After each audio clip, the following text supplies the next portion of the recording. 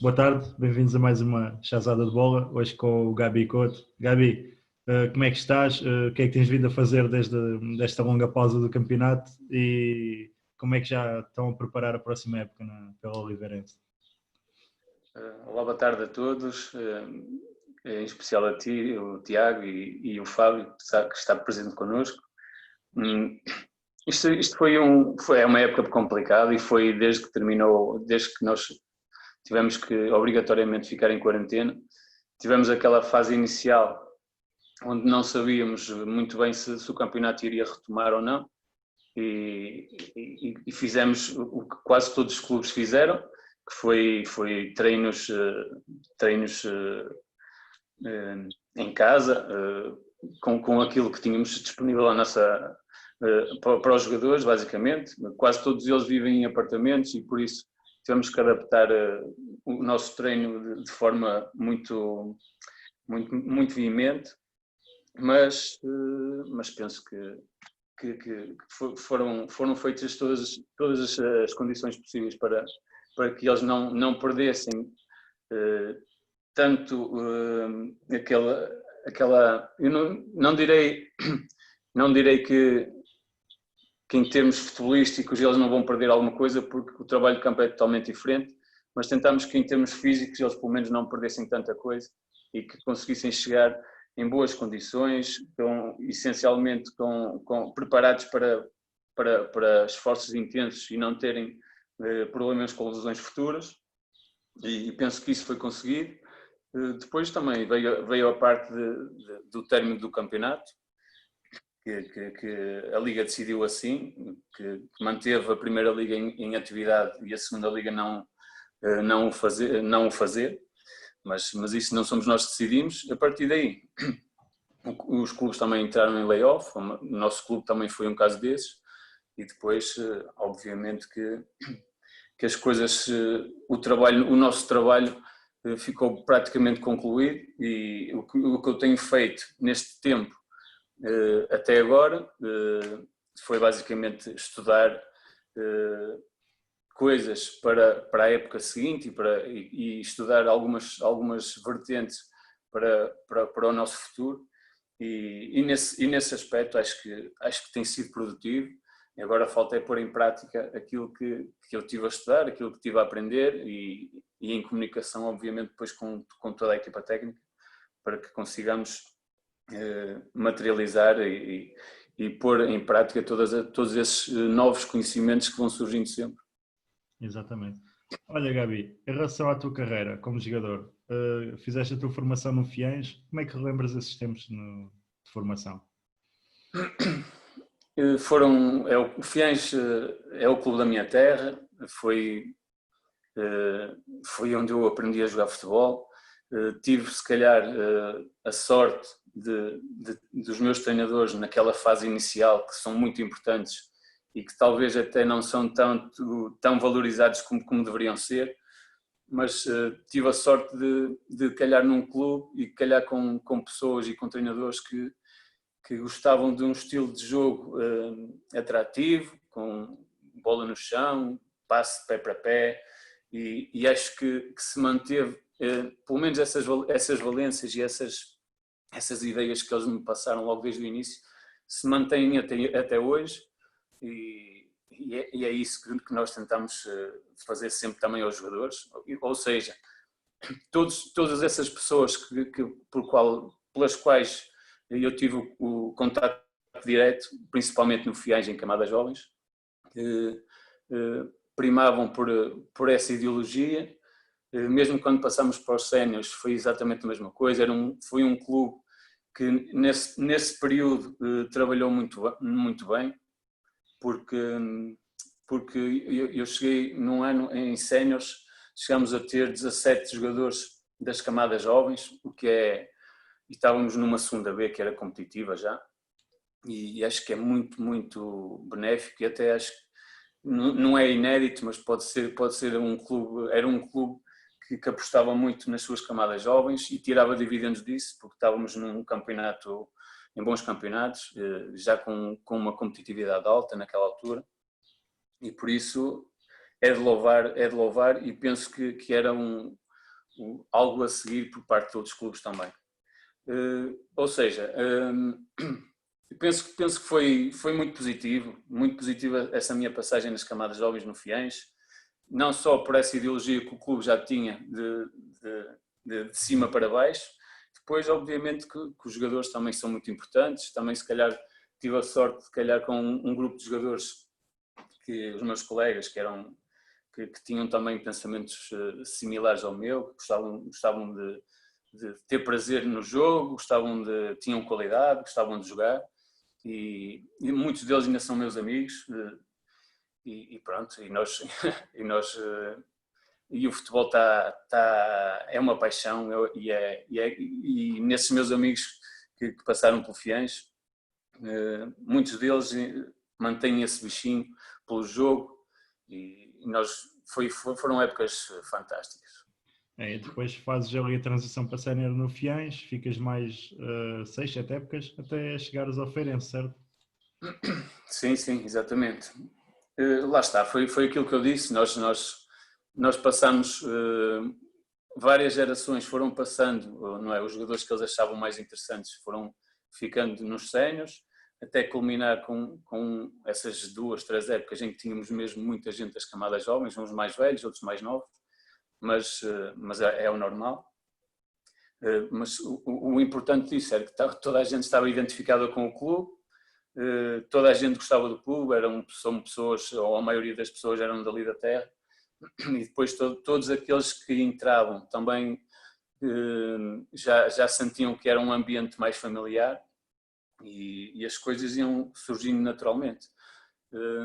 Eu lembro que nós começámos por baixo, cheguei a jogar na Distrital, subimos na Distrital, fomos para a terceira divisão, subimos na terceira divisão até chegar à segunda B, e onde depois ficámos ali alguns anos, já num bom plano. Éramos um clube médio, mas dos lugares de cima da tabela. Exato. Depois vem a aventura no Feirense, 3 épocas. Como é que recordas essa aventura pela Feira? Lá está, eu penso que o Feirense, e o convite do Feirense depois surgiu também por intermédio somos clubes vizinhos, não é? Nós estávamos a fazer boas campanhas na segunda B, e pronto, e eles entraram em contacto comigo para depois ingressar no clube. Mas esse primeiro ano, por acaso, do Feirense, e essa minha ida para o Feirense foi um pouco... Eu acho que tenho que agradecer bastante ao presidente do Feirense na altura, o Rodrigo Nunes, porque eu vinha de uma lesão grave, tive uma ruptura de ligamentos no menisco, no joelho, e depois tive 6 meses parado. Ou seja, quando eu cheguei ali ao Feirense naquela primeira fase, ainda estava na última fase de recuperação da lesão aos ligamentos cruzados, e pronto, e mesmo assim eles apostaram em mim, tiveram paciência comigo, e eu depois também tive que dar ao cabedal, por assim dizer, porque também tinha que retribuir de alguma forma esse carinho e essa aposta que fizeram em mim. Mas as coisas correram bem, fiquei lá 3 anos, era um jogador que jogava com muita regularidade e ia fazer boas épocas, depois até que surgiu um outro convite. 2 épocas nos Açores. Sim, exatamente. Depois desse tempo no Feirense, senti que era a altura de mudar um pouquinho de ar. Surgiu esse convite do Santa Clara, na altura que era o Vítor Pereira, o treinador, e eu, como eu falei no início, como sou uma pessoa que gosta de aprender e que gosta de evoluir, e gosta daquele estilo de jogo em que nós temos a posse como nossa referência, pronto, surgiu esse convite. Era uma pessoa que eu tinha muito boas referências, uma pessoa que eu gostava de trabalhar. Depois também, obviamente, o contrato também foi apelativo, e tudo se conjugou para que eu fosse para o Santa Clara. Depois, no Santa Clara, as coisas também foram decorrendo normalmente e aprendi bastante. Foram 2 anos onde trabalhei com pessoas fantásticas, que agora estão quase todos eles ligados com o Vítor Pereira lá no clube na China. Mas são pessoas que tinham uma ideologia de jogo e uma ideia de jogo muito parecida com a minha, e foi muito bom para evoluir em todos os aspectos. Exato. Depois regressas ao continente, mais aí à Serra, ao Covilhã. Exatamente. 6 gols. Sim, depois as coisas vão seguindo o seu rumo natural. Terminou a minha ligação ao Santa Clara, surgiu também uma proposta do Covilhã.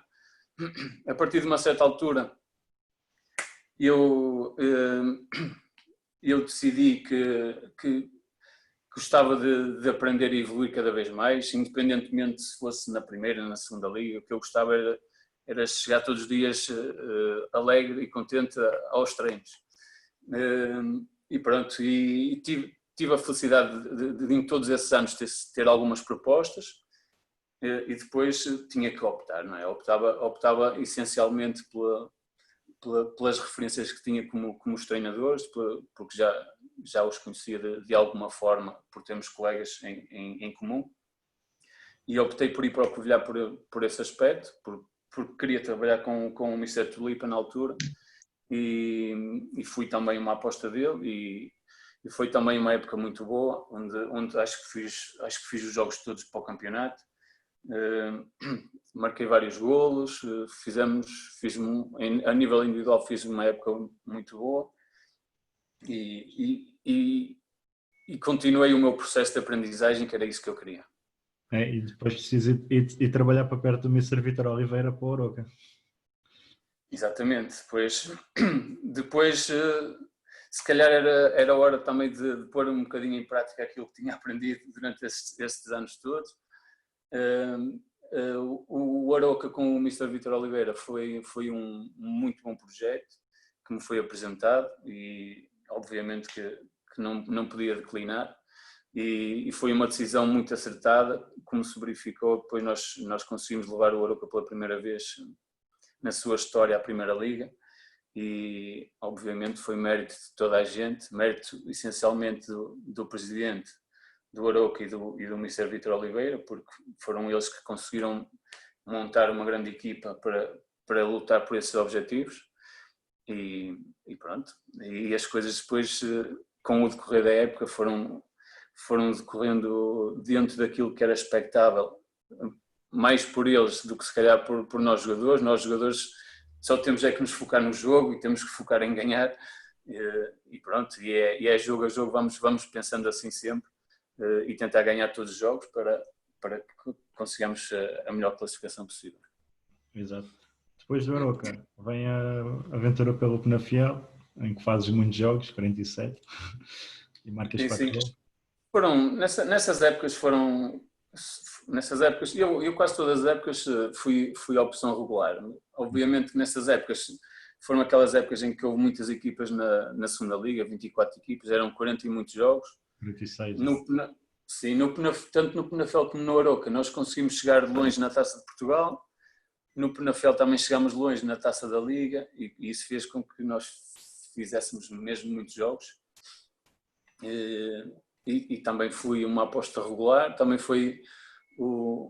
tínhamos uma equipa muito coesa. Eu estive a ver a entrevista do Vítor Bruno, e o Vítor Bruno também falou nesse aspecto, que éramos conhecidos como o Fiat 500, porque era uma equipa que se calhar não com tantos nomes sonantes, mas com muito bons jogadores, todos imbuídos no mesmo espírito, e isso fez com que nós fôssemos uma equipa fortíssima naquele ano.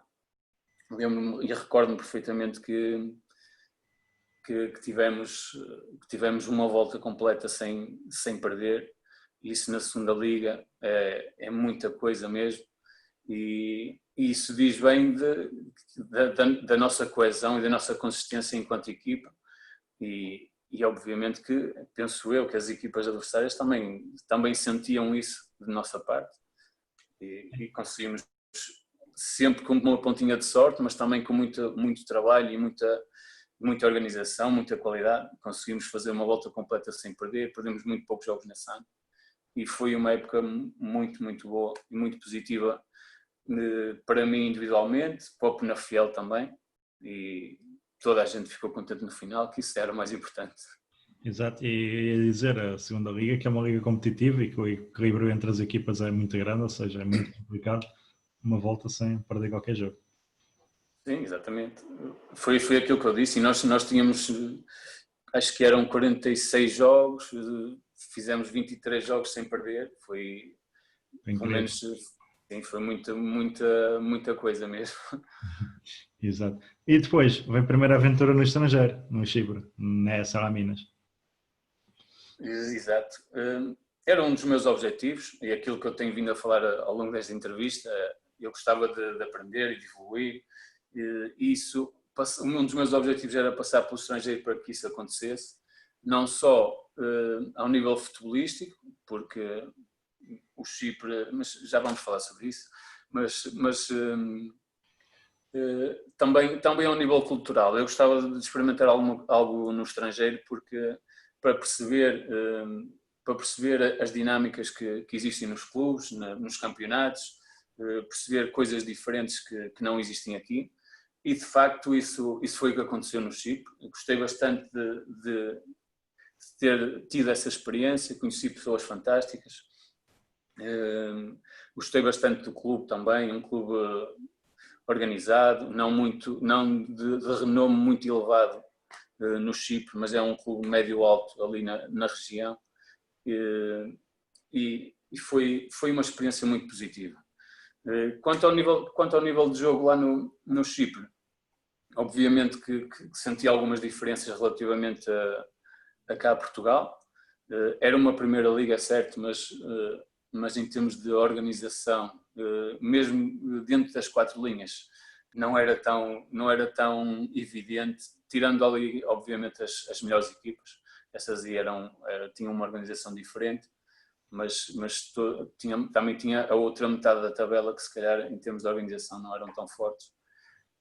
E senti aí um pouquinho de diferença relativamente cá a Portugal. Mas em termos de clube, em termos de cultura, e são muito apaixonados pelo futebol, gostam muito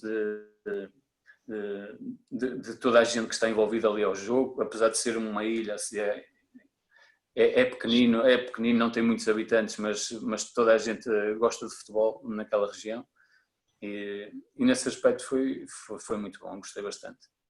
E a nível de condições, já não apanhaste as condições como o Margaça aqui contou que chegou lá e não tinha sítio para se equipar, foram buscar uma cadeira de plástico, já estavam mais evoluídos ou ainda... Sim. O Margaça foi para lá muitos anos antes de mim e com certeza apanhou condições muito mais adversas e mais precárias do que eu apanhei. Eu não posso ter razões de queixa porque o clube tinha um centro de treinos com 2, 3 campos relevados, mais o estádio deles. Tínhamos todas as condições possíveis e necessárias e era muito organizado. A equipa técnica também bastante organizada e bastante focada no trabalho. E eu gostei bastante de ter lá estado. Agora, lá está, eu também conheço pessoas e colegas meus que jogaram lá e que não apanharam essas condições tão boas como eu tive. Não só em termos de condições de trabalho, como depois também com salários em atraso e algumas coisas, assim, um pouco que não abonam a favor do futebol, mas eu não me posso queixar porque de facto as nossas condições eram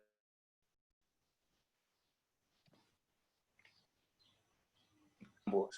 E por isso mesmo é que eu também gostei de ter lá estado, porque era um clube de facto de média dimensão, mas com uma média dimensão já um pouquinho mais elevada e que nos levava a conseguir trabalhar de uma boa forma. E depois no mercado de inverno voltas a Portugal, certo? Sim, exatamente.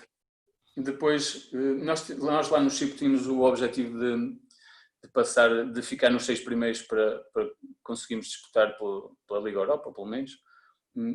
Naquela fase ainda não estava totalmente decidido, mas mas praticamente já estávamos de fora e muitos jogadores depois acabaram por sair nesse defesa e eu também fui um deles.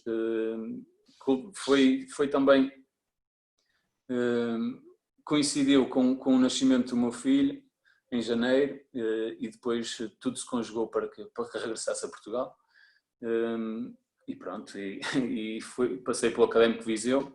O Académico Viseu é um clube de segunda liga também. Trabalhávamos muito bem e foi dar seguimento também à minha carreira na segunda liga, que já tinha também vários anos. Exato. Depois vem uma época na Estarreja, antes de mudares para o Oliveirense. Sim, exatamente. Depois do Académico Viseu, fiquei ali um tempo sem jogar, onde não apareceram convites. Apareceram alguns convites, mas não apareceram convites que eu achasse que seriam interessantes para mim. E fiquei ali meio ano quase sem jogar. Depois numa segunda fase, em janeiro, então decidi que era a altura de reiniciar e o Estarreja fez-me uma boa proposta. Apanhei um grupo fantástico, pessoas fantásticas, direção, toda a gente. Um clube que estava a lutar pela promoção para a segunda liga. Tinha uma equipa com jogadores de bom nível e foi uma experiência, apesar de ser pouco tempo, foi uma experiência muito boa, porque já não estava habituado a treinar à noite, por exemplo, porque eles eram semi-profissionais, por assim dizer, e alguns dos jogadores trabalhavam durante o dia e depois tinham que treinar à noite, mas o que é certo é que tínhamos um grupo fantástico e conseguimos fazer um campeonato muito bom mesmo na segunda fase, no sentido de tentar a promoção. Exato. Depois disso apareceu o vizinho oliveirense, não é? O vizinho do Estarreja, pelo menos. São clubes que têm alguma ligação. O Oliveirense tinha descido nesse ano para a segunda B e pronto, depois o Mr. Pedro Miguel na altura convidou-me para ingressar lá no Oliveirense e assim foi. Pronto, era um clube com umas ambições diferentes, um clube apostado em subir divisão logo desde o início e tudo isso ajudou a que a minha mudança fosse nesse sentido. Exato, e depois é na Oliveirense que fazes aqui a transição de pendurar as esteiras e começar a fazer parte da sua técnica. Sim, exatamente. Na Oliveirense fiquei 2 anos como jogador, subimos nesse primeiro ano em que tínhamos esse objetivo de subir divisão, conseguimos. Foi um ano extremamente positivo, não começou muito bem, mas conseguimos o nosso objetivo, que era subir divisão. Foi um ano em crescendo por completo, desde a fase inicial até ao final. Depois mais um ano na segunda liga, onde nesse ano não fiz muitos jogos, mas depois surgiu, então no final dessa época surgiu o convite do Mr. Pedro Miguel, mais uma vez, e pronto, e ele não forçou a minha desistência enquanto jogador, mas fez-me apenas o convite se eu gostava de ingressar na equipa técnica e eu depois de ponderar algumas situações aceitei porque também era um dos meus objetivos em termos futuros e teria ali uma boa oportunidade para começar a pôr em prática algumas coisas e pronto, e cá estamos até agora. E já agora pergunta, antes de passar ao Fábio, quais são as tuas funções então atuais na Oliveirense, centrado adjunto, não é? Sim, a nossa equipa técnica não tem dissecado nem distribuído aquelas funções de preparação física, nem essas coisas todas. Temos vários adjuntos, depois entre nós fazemos, não é, temos as nossas reuniões, decidimos o que é que cada um vai fazer em determinado dia, em determinado treino, e depois tudo se conjuga de uma boa forma. Exato. Fábio? Sim, depois desta vasta apresentação da carreira como jogador, acho que tem que começar por uma pergunta que é muito simples, que é perguntar agora que tens o papel de treinador, perguntar de que forma é que achas que esta vasta carreira que tiveste enquanto atleta influencia o teu dia-a-dia enquanto treinador, se os passados treinadores que tiveste hoje em dia têm influência se calhar nas tuas atitudes enquanto treinador, se consegues ter tu a tua própria, tomar as tuas próprias decisões, de que forma é que é estabelecida esta ligação? É óbvio que tudo tem as suas ligações. Como eu referi logo no início, aqueles meus primeiros treinadores na fase de formação, acho que foram muito importantes para eu ter uma visão de futebol. Obviamente que era uma visão totalmente diferente daquela que tenho agora, mas foi aí a base de tudo, a base de eu gostar de um estilo de jogo, provavelmente eu jogar um estilo de jogo. E depois, obviamente, já nos séniores, onde apanhei treinadores fantásticos, tiveram uma influência muito, muito grande naquilo que eu penso do jogo e naquilo que eu vejo, na nossa percepção que temos do jogo. E depois também o meu passado enquanto professor de Educação Física, porque também tirei o curso na Faculdade de Desporto, com a especialização em futebol. Já muitas das pessoas que passaram por essa faculdade falam do professor Vítor Frade, e de facto o homem é uma referência para todos os que tiraram a especialização no futebol. É uma referência para muita gente que está agora noutros patamares. Penso eu que é uma referência para mim, não só para mim, mas também para os meus colegas, porque de facto ele conseguiu elevar o conhecimento do futebol a um outro patamar. Depois desse conhecimento um pouquinho mais teórico, que na faculdade e com aquela experiência toda e aquelas vivências muito empolgantes do professor Vítor Frade, obviamente que foi tudo posto em prática enquanto eu estava a ouvir uma coisa na teoria, depois tentava colocar em prática enquanto jogador, e também obviamente que surgiu sempre aquele bichinho de poder vir a ser treinador também, e pensar um pouquinho sobre o treino, pensar um pouquinho sobre o jogo, e foi muito bom. Depois de tudo isso, apanhar treinadores como o Vítor Pereira, o Luís Miguel, que é o adjunto do Vítor Pereira, ou um dos adjuntos, Bruno Moura, Mr. Tulipa, Vítor Oliveira, entre muitos outros. Não quero estar aqui só a citar esses, mas porque todos eles foram importantes. Mas obviamente que vamos sempre bebendo algum conhecimento que eles nos vão passando, e a mesma forma como lideram, a forma como trabalham no treino, porque está tudo interligado. A liderança tem que estar interligada com o processo, com a metodologia, e tudo isso influenciou para que agora eu tenha uma certa visão de jogo. Não é a minha visão de jogo. Obviamente que no futebol toda a gente tem a sua visão de jogo e todos estão certos e todos estão errados, isto é mesmo assim, mas eu tenho a minha visão de jogo e obviamente que tento sempre demonstrar a minha visão de jogo, e enquanto pertencendo a uma equipa técnica, também tenho que mostrar a minha visão, obviamente sabendo que o treinador principal é o que decide, é o que manda, e nós temos de direcionar um pouquinho o nosso trabalho também de acordo com as ideias dele.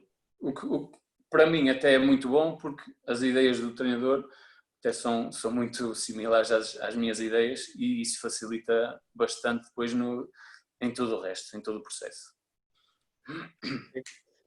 Agora, passando especificamente mesmo já mais à parte de treino e do vosso dia-a-dia em treino, a minha pergunta é, porque realmente não tenho a certeza, é como é que controla o treino, se já tem acesso a GPS, tem cardiofrequencímetro, de que forma é que fazem esse tipo de observações nos atletas da carga de treino? Sim, nós nós usamos o GPS, usamos nesta última época. O cardiofrequencímetro não usamos ainda, mas também, além de tudo isso, as cargas têm que ser, são muito no olho. O olho é o principal gerenciador ou ferramenta. É o olhómetro. Sim, é a melhor ferramenta para que nós consigamos visualizar aquilo que está a acontecer. Obviamente que as cargas, antes de nós visualizarmos as cargas e o impacto que está a ter no treino, todos os exercícios que estamos a fazer, o impacto que eles têm nos jogadores, tudo isso já foi pensado antes. E nós seguimos uma metodologia que eu, sendo influenciado também pela periodização tática do professor Vítor Frade e de todos aqueles treinadores que eu citei que também seguem um pouquinho essa metodologia, temos se calhar temos essa direção. Partimos, essa é a nossa base, partimos de um microciclo semanal base, onde as cargas já são diferenciadas para os diversos dias. Agora, depois temos que direcionar os nossos exercícios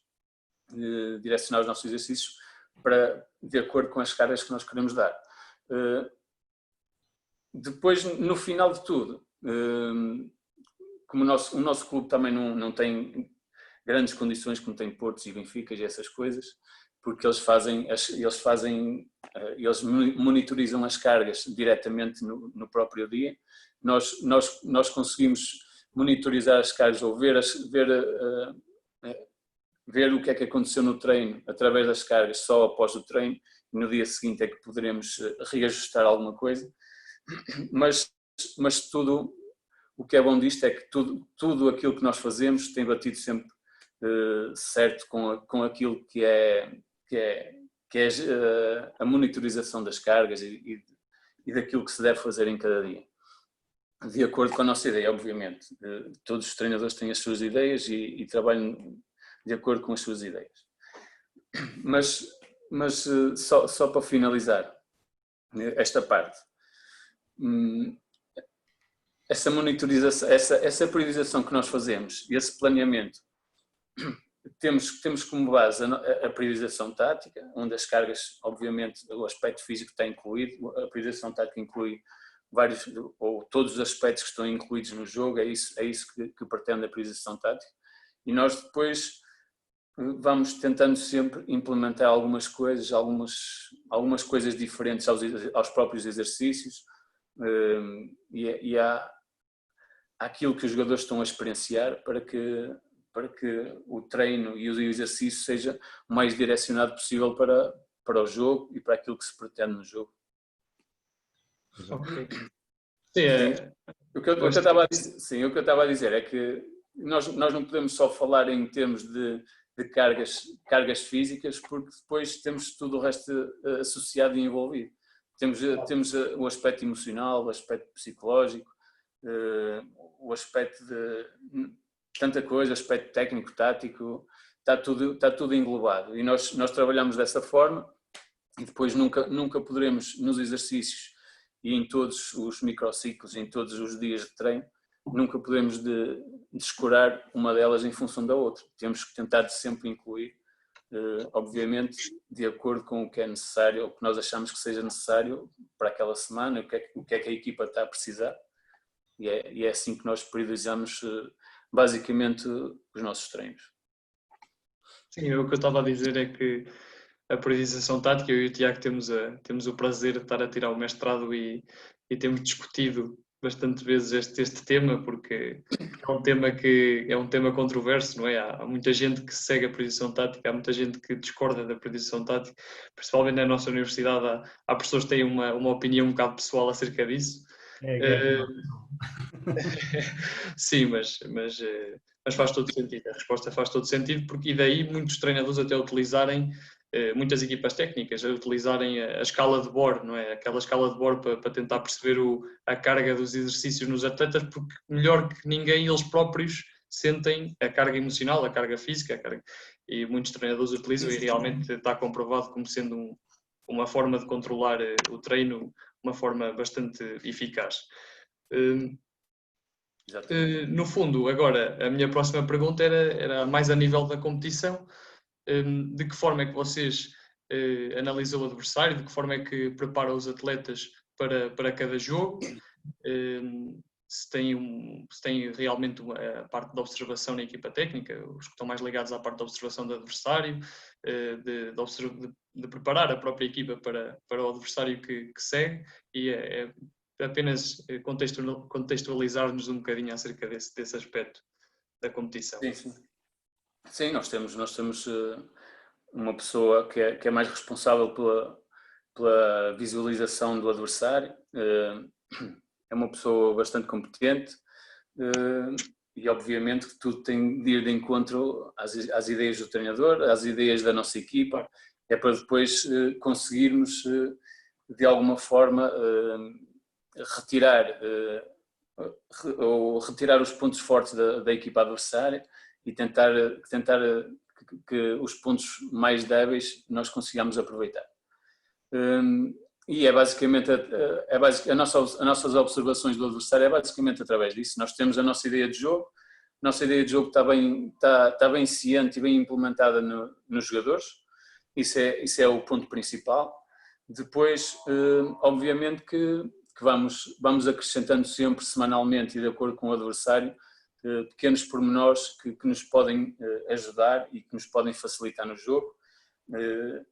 E temos é que, primeiro, antes disso, temos é que fazer ver aos jogadores e fazer com que eles compreendam onde estará o espaço que nós podemos aproveitar, ou onde estarão os pontos fortes que temos que colmatar, e depois trabalhar isso em treino, para que se surgir alguma dúvida no terreno, que é muito comum isso acontecer na prática ou na teoria, às vezes pode estar tudo muito bem explícito, mas depois na prática vão surgir sempre pequenas dúvidas, e aquilo que eu lhes costumo dizer é que muitas vezes 1 metro faz toda a diferença, e quando se mais eleva o nível de jogo, mais isso é notório. Mas eu penso que nós fazemos uma coisa, não sei se é boa ou se não é, mas é a nossa ideia, aquilo que nós fazemos. Nós dissecamos o adversário na teoria, de acordo com as características do nosso jogo e o que é que poderemos fazer para que consigamos levar de vencida o adversário, e depois, a partir daí, também tentamos sempre implementar na prática, quer a nível de posicionamentos mais coletivos, posicionamentos ou características um pouquinho mais individuais, porque às vezes também é importante, e tentar sempre adequar e adaptar um pouquinho para que nós no jogo não sintamos nenhum problema. Nós no jogo temos de estar completamente cientes daquilo que estamos a fazer, de onde podemos ferir o adversário e de onde eles são mais fortes e que nós temos que os controlar. Gabi, tenho uma pergunta para fazer dentro disto, que é: se há uma preparação feita, imagina, em caso de marcarem gol primeiro com o adversário, adaptarem-se a uma nova estratégia, em caso de sofrer gol, já ter uma estratégia delineada, como é que é feita essa planificação? Essa é uma pergunta interessante, porque é algo que tem surgido ultimamente em várias, pelo menos naquelas coisas que eu tenho estado a estudar, que eu tenho falado aqui no início, porque é assim, nós nunca podemos descurar o aspecto emocional do jogo, como eu já referi. E o facto de se nós estivermos a ganhar e se nós estivermos a perder, o estado emocional dos jogadores é totalmente diferente. O que nós tentamos fazer em treino, e nós este ano fizemos isso, é tentar implementar uma ideia muito consistente e coesa, mesmo estando a perder ou mesmo estando a ganhar. O importante que eles têm que perceber, os jogadores, é o foco nas ações que têm que fazer. Se eles estiverem focados naquilo que têm que fazer, nas ações que têm que fazer, depois tudo o resto que vier é uma consequência da nossa ação anterior. E se nós tivermos esse foco por completo durante o jogo todo, durante os 90 minutos, eu tenho a certeza que possivelmente nós chegamos ao final do jogo e vamos sair vencedores. Agora, voltando um pouquinho também à tua questão, nós também trabalhamos isso porque muitas vezes o jogador tem que saber que quando está a ganhar tem que agir de uma certa forma, quando está a perder se calhar tem que agir de uma outra forma. Não quer dizer que nós na nossa equipa técnica delineamos várias estratégias para um jogo. Temos 2 sistemas mais ou menos trabalhados desde o início da época e depois podem sempre ser alterados dentro do próprio jogo.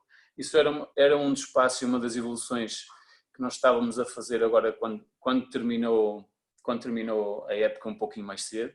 Acho que já estávamos num bom nível, estávamos num bom patamar e era o próximo passo. O próximo passo era nós, dentro do próprio jogo, conseguirmos, ou os jogadores conseguirem detectar os melhores posicionamentos para que consigam ter as ações que consigam ser mais positivas. E isso muitas vezes, isso até posso dar um exemplo concreto. Nós fazemos construção a 3. Se nós colocarmos os nossos laterais mais abertos e subidos, mas essa situação não está a dar muito resultado.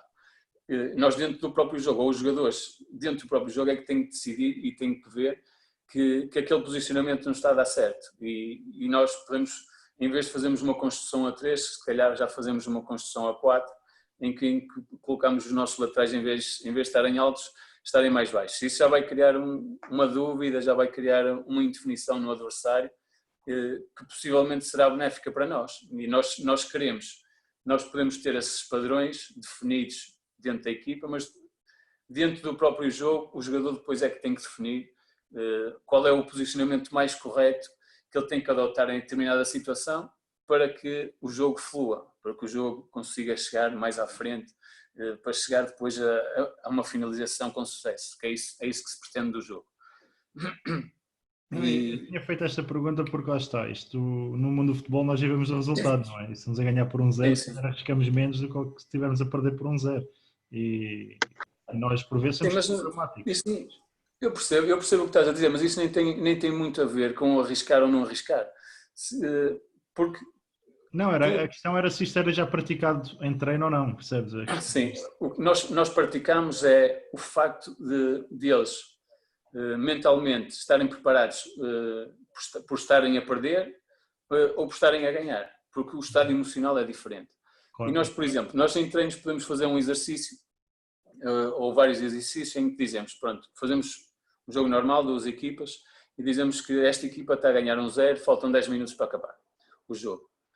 O estado emocional de uma equipa e de outra já vai ser totalmente diferente. Depois, obviamente, que os comportamentos que nós queremos, nós vamos falando durante o próprio exercício. Mas o estado emocional da outra equipa, se calhar já é diferente, porque está a perder e vai ter que dar a volta. Uhum. Mas nós tentamos introduzir isso nos treinos, porque de facto isso no jogo vai acontecer. E nós tentamos recriar o estado emocional deles também. E isso acho que é um upgrade à periodização tática que nós estávamos aqui a falar. Porque a periodização tática pode chegar a um certo patamar. E quando eu falei de periodização tática, nós seguimos essa é a nossa base, mas não quer dizer que depois não vamos acrescentando sempre algumas coisas, porque eu até acho que além de ser uma periodização muito e bastante completa, poderá sempre acrescentar algumas coisas. E esse aspecto que estás a falar é um dos aspectos que se pode acrescentar à periodização tática. Que temos que, todo o exercício e todo o treino tem que ter algum aspecto emocional no próprio exercício, para que os jogadores, porque no jogo, todo o jogo, todos os 90 minutos tem emoção envolvida, porque tem adeptos, tem o golo, tem estar a ganhar, tem estar a perder, e nós temos que tentar recriar isso em treino, porque senão senão o treino não será tão verdadeiro como nem aquele transfer que queremos para o jogo, se calhar não vai ser tão benéfico. Exato. E é uma das coisas que nós tentamos implementar, mas eu sei que muitas vezes não é fácil fazê-lo. Já agora, uma pergunta parecida, que já ouvi aqui duas opiniões, que é, sim, por vezes treinamos, não porque isso depois em jogo os jogadores vão por eles próprios dar um pouco mais, se treinam situações em inferioridade numérica. Geralmente não treinamos, geralmente. Porque eu também já ouvi várias pessoas e muita gente a falar sobre isso. Sim, e muitos treinadores também a falar a sua opinião sobre isso. O que é certo, e eu concordo com algumas coisas que disseram, é que estás em inferioridade numérica não vai acontecer assim tantas vezes durante uma época toda para ser relevante. Obviamente que isso no jogo vai acontecer. Isso acontece muitas vezes, e o que eu tenho visto é que muitas vezes, mesmo quando um jogador se lesiona, tem que sair fora, está a jogar a equipa com -1, e depois sofre um golo ou marca um golo, e depois isso vai afetar um pouquinho. O que é certo é que nós não treinamos muitas vezes isso, depois também depende um pouquinho às vezes do número de atletas ou determinada situação. Eu lembro que nós neste ano tivemos 3 ou 4 jogos consecutivos em que chegámos a jogar com -1 e chegámos a ponderar essa hipótese. A hipótese de, então se nós estamos com -1, se calhar porventura também é possível ou é melhor nós trabalharmos esse aspecto. Optámos por um outro caminho, optámos pela sensibilização dos jogadores nesse aspecto. A partir daí as coisas correram melhor e penso que foi só necessário falarmos um pouquinho sobre essas situações que as coisas depois tomaram outro rumo. Mas o que não quer dizer que eu não concordo com fazer ou com não fazer. Acho que é uma questão ambígua. Pronto. Mas essa visão também se compreende, visto que ninguém prepara uma equipa para jogar com 10, não é? Ninguém está à espera, pá, este jogo vamos ter um expulso, ninguém adivinha. É assim, é tal coisa, é sensibilizar os jogadores para terem alguns comportamentos, mas ninguém pode preparar um jogo à espera que vai ficar com 10 elementos. Sim, exatamente. É isso que eu penso também, mas obviamente que isso vai acontecer. Nós sabemos que isso vai acontecer eventualmente em algum jogo, mas desde que os jogadores saibam... Posso contrapor a dizer, então isso acontecer, não estás preparado. Pá, lá não, está. Mas lá está. Eu acho que em termos... Mas por isso é que nós preparamos os jogadores no aspecto emocional também, porque isso também... O aspecto emocional também vai fazer parte. E nós fazemos muitos exercícios em que estamos em inferioridade numérica e que estamos em superioridade numérica, porque faz parte também da dinâmica do exercício e que se nós queremos dar mais valências ao aspecto ofensivo ou ao aspecto defensivo, tudo depende. Exato. Mas nós sabemos que isso vai acontecer durante o jogo, mas nós também sabemos que se nós ficarmos com -1, os jogadores têm que saber os comportamentos que têm que fazer. Os posicionamentos e os comportamentos. E nesse aspecto, o nosso trabalho também é focado nisso. Eles têm que saber os comportamentos que não são muito diferentes quando estão com -1 ou quando estão com +1. Pronto, é basicamente isso. Gabi, falaste em dinâmicas e em termos de bolas paradas, que dinâmicas vocês dão às bolas paradas e que importância dão também no plano semanal? Sim, as bolas paradas são importantíssimas no futebol atual, onde há muitos golos através de esquemas táticos. Nós damos importância sempre. Nós tentamos treinar sempre semanalmente. Temos uma base de bolas paradas, depois também vamos adequando e adaptando de acordo com o adversário algumas coisas, podendo acrescentar sempre um ou outro movimento diferente. Mas claro que temos que dar importância porque de facto é um aspecto muito importante no futebol atual, tanto ofensivamente como defensivamente. E não tem tido aquele problema de quando é inserida no treino perder muita dinâmica do treino, ou é treinado mais no perto do jogo, se calhar num treino mais leve? Sim, nós temos essa preocupação e tentamos sempre que tenha uma maior dinâmica, maior dinâmica possível. Já sabemos que perde sempre ali um pouquinho de dinâmica esse tipo de treinos e geralmente fazemos quando são tipo de treinos que a intensidade física seja um pouquinho menor, mas é o que eu lhes digo sempre, a intensidade física pode ser baixa, mas a intensidade mental tem que estar sempre a 100%. E bolas paradas é exatamente isso. E eles têm que estar completamente concentrados naquilo que estão a fazer, porque senão depois pequenos pormenores fazem a diferença. Exato. Também na parte da análise, também aproveitam aí a análise dos adversários para tentar explorar os pontos fracos às vezes dos adversários. Sim, exatamente. Sim. Nós tentamos dissecar todos os aspectos do adversário, daquilo que achamos mais importante e depois trabalhar em cima disso e sobre isso. Mas as bolas paradas, mesmo nas bolas paradas, nós tentamos sempre dar sempre alguma dinâmica e para que os jogadores estejam constantemente concentrados, introduzindo algumas regras e tem corrido bastante bem, acho que sim. E temos introduzido algumas regras que têm ajudado a que essa dinâmica seja superior e pronto. Mas é isso também que os exercícios, todos os exercícios têm que ser assim, não é? Tem que tentar pelo menos levar-nos para onde nós queremos. Dar-lhes um reforçado que é para ver se eles conseguem fazer aquilo. Mais ou menos, não é bem assim, mas mas temos que tentar direcionar o exercício sempre para aquilo que pode acontecer e que acontece no jogo. E se no jogo eles têm que estar a 100% concentrados, no exercício eles também têm que estar a fazer isso. E obviamente, se nós introduzimos algumas regras, essa concentração dispara mais lá para cima e é isso que nós queremos. Exato. Olha, Gabi, vamos aqui ao quiz que a gente vai tentar sacar um almoço. Sabes que temos andado a perder vários, então tenho andado aqui a dificultar. Vou dar aqui a primeira pergunta ao Fábio. Posso, Gabi? Sim, sim. Onde jogava o Agdon antes de jogar no Oliveirense? Maranhense. Vês? É fácil, ainda vai ganhar. Primeira pergunta, 1-0. Já vai fazer agora eu.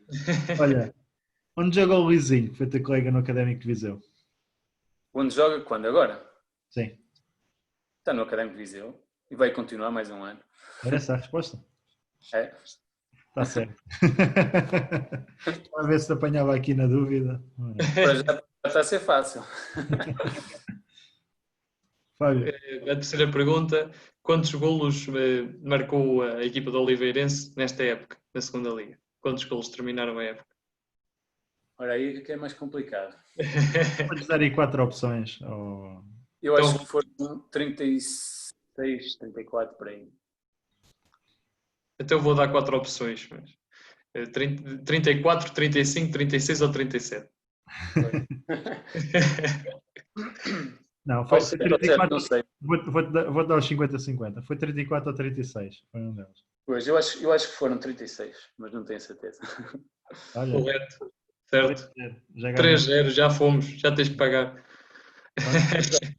Vou fazer aqui a última da minha parte. Qual é o ano de fundação da Fiães?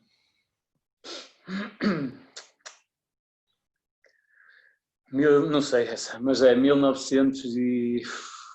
Posso dar umas opções. 31 para aí. E 28, 32, 36 ou 40?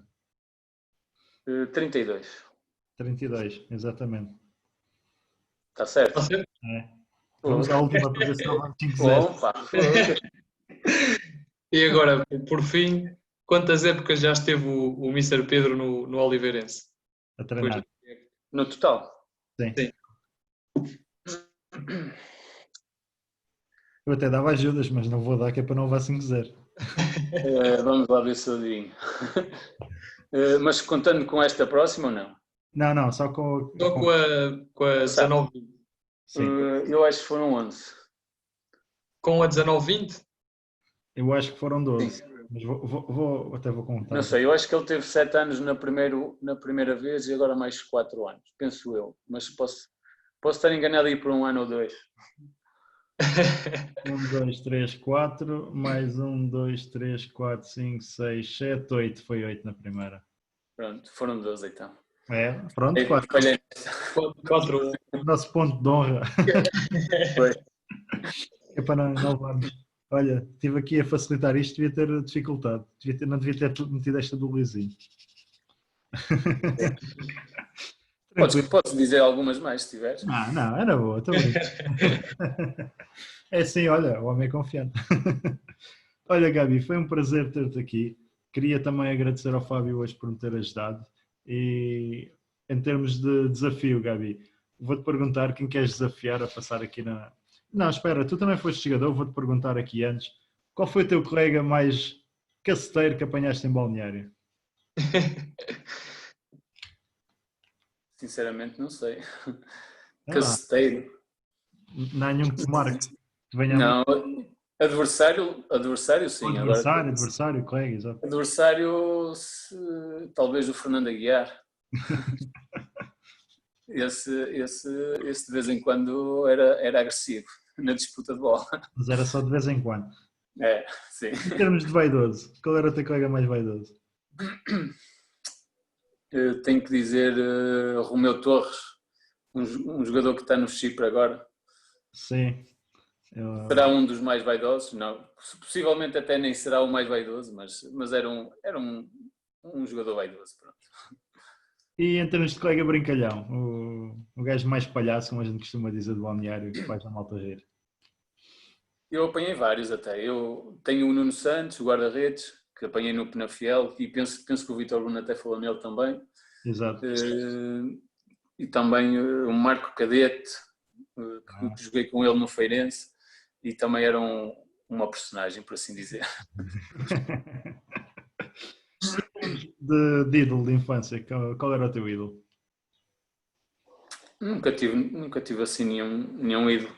Não. Gosto bastante de vários jogadores, como é normal, mas assim mais recentes e também de acordo com a posição que eu ocupava no campo, talvez do Xavi do Barcelona. Exato. O Xavi. E em termos de qual foi o gol que mais marcou? Este quiz é mais difícil. Talvez contra o Beira-Mar. Em casa jogava no Feirense, em que foi um golo praticamente do meio campo, uma má reposição do guarda-redes, penso que era o Palazzi, e depois fiz um chapéu quase do meio campo.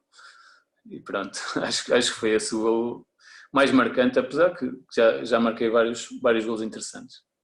E para finalizar aqui esta parte, e o jogo? Qual é o jogo que mais deixa na memória, mais te marca? Sinceramente, tive muitos jogos que me estão na memória, ou muitos deles mesmo, porque nós enquanto jogadores nós ficamos com as imagens todas gravadas no cérebro dos jogos, mas talvez um jogo que nós jogamos mesmo muito bem e foi uma pena termos perdido, estava no Feirense e jogámos contra o Benfica na Luz para a Taça de Portugal e perdemos 1-0, mas foi um jogo muito bom de nossa parte e até reconhecido pelo treinador e pelas pessoas envolvidas do Benfica, e podíamos pelo menos ter levado o jogo a prolongamento, e foi um jogo interessante da nossa parte e foi um jogo que fica na memória. Obviamente que tenho outros jogos que poderia citar, mas pronto, vai ser esse. É, exato. Olha, Gabi, obrigado. E vou agora então passar à parte do desafio. Quais são os colegas ou o colega que queres desafiar a passar aqui na nossa rúbrica? Partilhar um pouco também da sua carreira, das suas opiniões? Tenho o Cris, que é capitão do Feirense neste momento. Exato. Acho que é uma pessoa, é um grande jogador, uma grande pessoa. Também é alguém que pretende seguir as pisadas de treinador. Tem um vasto currículo como jogador também. Acho que pode acrescentar alguma coisa sempre ao vosso programa. Mais tantos jogadores com os quais eu joguei. Pode ser também o Bruno Guimarães, ou Guima. Exato. Que foi um jogador que teve uma carreira um pouco atípica, porque teve várias lesões ao longo do caminho, mas sempre com uma vontade e uma disposição incrível.